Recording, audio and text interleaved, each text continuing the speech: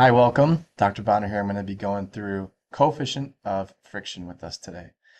So the very first thing that we need to make sure that we know how to do here is explain what is friction, like how do we diagram it, what does it represent about the motion that we're seeing, and then what causes it, what is it dependent upon, what gives it its value, why is it 5 newtons or 50 newtons in a given problem.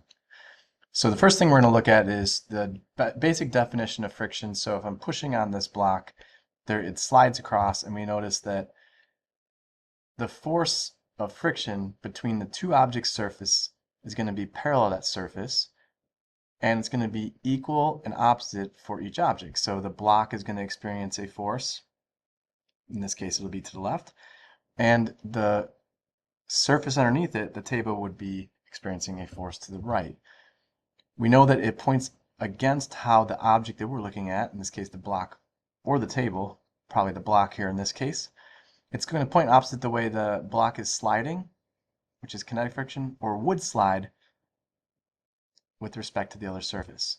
So as I give this a push here, you can see it's sliding to the right.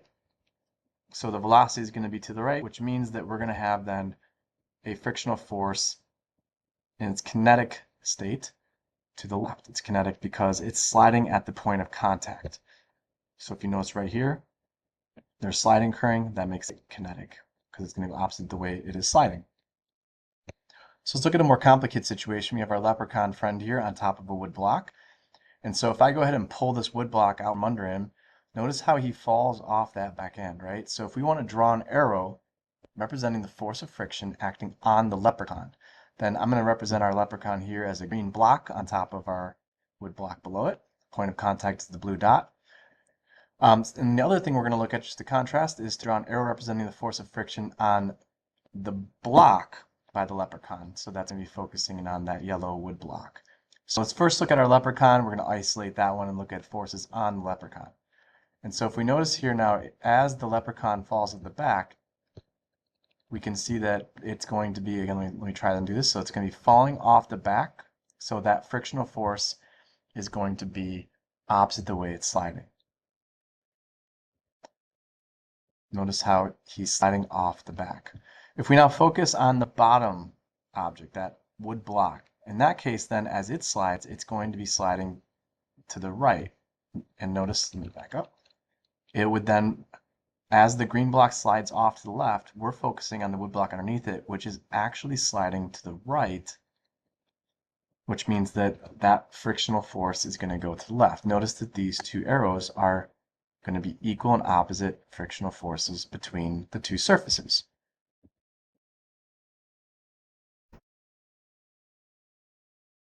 Now we're going to put our leprechaun underneath the wood block, and we're going to pull that wood block. Notice that the leprechaun is going to be accelerated to the right, and notice the sliding that is occurring. So which way does the leprechaun think that frictional force is acting on him, right? So we're going to isolate the leprechaun, that green block here, and the leprechaun is actually sliding to the left along the block's surface above it. So the kinetic friction is going to point to the right because it's opposite the way it's sliding. Now, if we think about how this makes sense, because he is actually accelerating to the right. So actually, it's that force of friction that's causing the leprechaun to accelerate to the right. I'm not touching the leprechaun, so there's nothing that I'm doing by hand to cause it to accelerate. It's the wood block that's causing it to accelerate. So now let's take a look at another situation here. So I've got this wheeled cart and a crate on top. Notice the yellow is showing how they're lined up. So as I push on the top object, we can see that there is sliding of that box on top of the wheeled table. The wheeled table, it can be modeled as a frictionless block. So if we look at the top object, the crate, and we look at that point of contact, there is sliding, right? And so as the object A is sliding to the right of where it originally was, kinetic friction would be acting to the left because it's sliding to the right. If we focus in on the wheeled table, we would expect that one to be equal and opposite. And we know that the sliding that's occurring now, look at the video here. If you take the point of view of this table, its sliding to the left of where the crate is, right? It's going to end up to the left of the crate. And so since it's sliding to the left underneath object A, the kinetic friction would in fact go to the right. And it makes sense that these would be equal and opposite according to Newton's third law, since they're forces between two objects.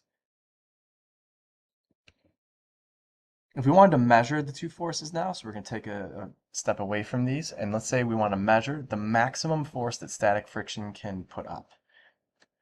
Then what I'm going to end up doing here is I'm going to hit collect on this thing, and I'm going to push on ever so slightly, just increasing it more and more and more. I'm going to wait until it budges. As soon as it budges, I'm going to stop pushing. So I'm increasing the force, and I saw it budge. Okay, and then I'm going to keep pushing, keep pushing, keep pushing, and as soon as it budges, I'm going to stop right there. And you can see that these two peaks should be the same amount of force, meaning it should be the same maximum force of static friction if I can try and find that smallest amount that it took to get it to budge. So that maximum force of static friction was the most that the friction could match before it budged.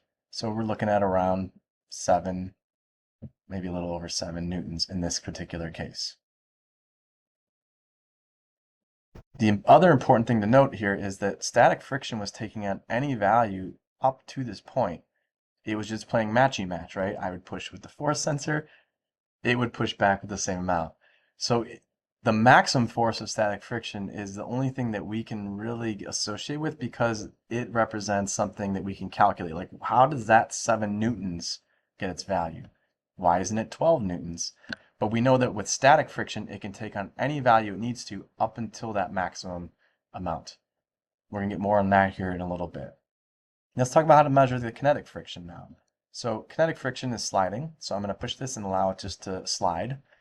So I'm going to get it going. You'll notice it'll jump up. But then once it's sliding, if I push it at a constant speed, my push and friction should be balanced, and that should be a flat line. If I highlighted that whole flat line right here and got an average, that would give me my force of kinetic friction.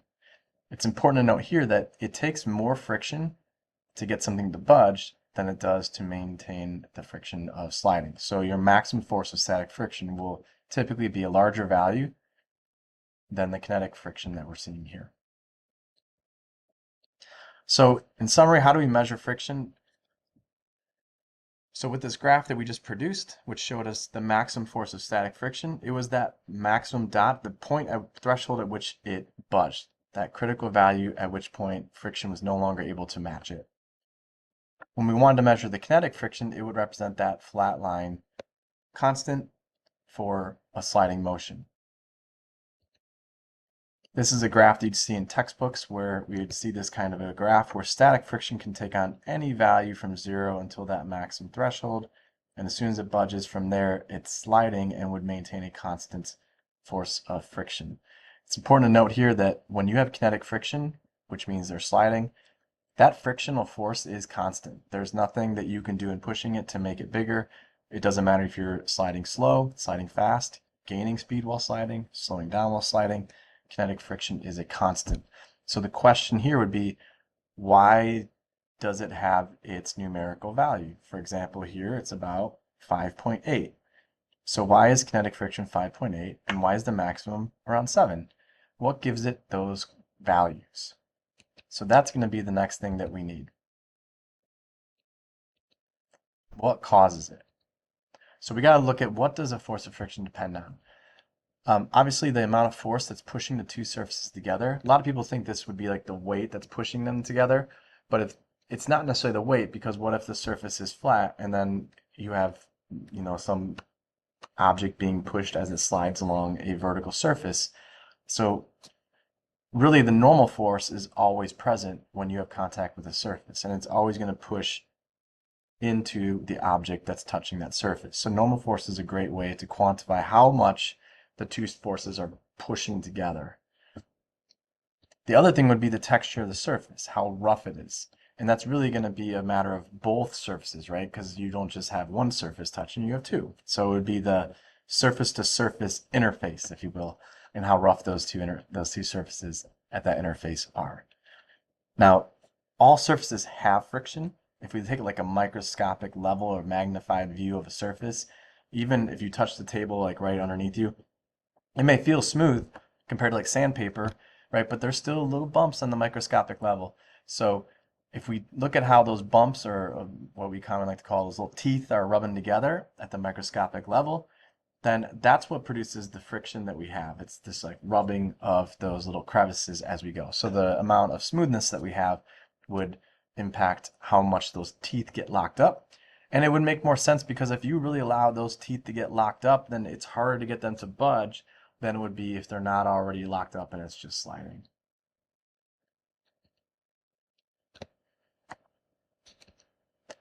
So we got to look into how to quantify surface roughness. So are we just like rating on a 10 scale? Like I feel the tabletop, underneath, the computer, and it feels smooth. I'd give it a 2 out of 10. We can't just do a subjective surface roughness, right? So the question would be, how can we come up with a operational definition, or a way that everyone could calculate the surface roughness, so we're not just, estimating it on a 10 scale? So in this case, then, we have what's referred to as a coefficient of static or kinetic friction. If you rank anything, like I think that movie was a 9, that would be the coefficient of good moviness, right? Or like, you can rate how good a gymnast is, right? I'd give it an 8. That's a coefficient of gymnastic performance, right? So in this case, it's the coefficient of static or kinetic friction. And unfortunately, it's not on a 10 scale. It's more similar to a 1 scale. So these are often going to be decimals. A 2 out of 10 would be a 0.2 for our coefficient of static friction. What this is, it measures how well the two surfaces are at producing friction, either in its kinetic or the maximum static friction. So bigger number would mean they are better at producing, they are more rough. We can't just use the force of static friction for surface roughness, right? Because the normal force also affects the force of friction. It's not just the surface roughness. So what we need to realize that, okay, well, if the force of friction depends on normal force and the roughness, then let's just divide out the normal force. Like, how many newtons of friction do we have for every 1 newton of normal force?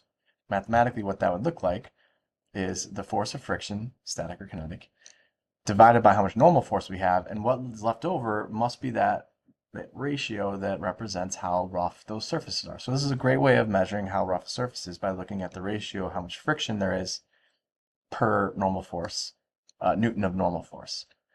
That allows us then to define the coefficient of friction as this Greek letter called mu. It's like ew, but with an m in front of it, mu.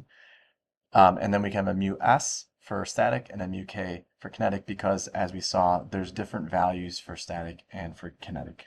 Typically, mu s is going to be a larger value because those teeth can get all locked together more easily when it's stationary versus when it's sliding.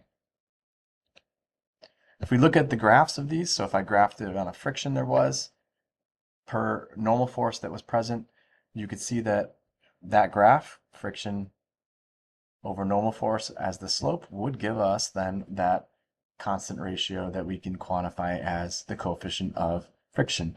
So we looked at the algebraic sense here, and then now we're turning that into, well, if I graph friction over normal force, then mu is a slope, right? And that's what we're finding here. We'll do a lot more with this stuff, but hopefully this is a good intro for you, and feel free to see me with questions. Thank you. No, slope, that's important.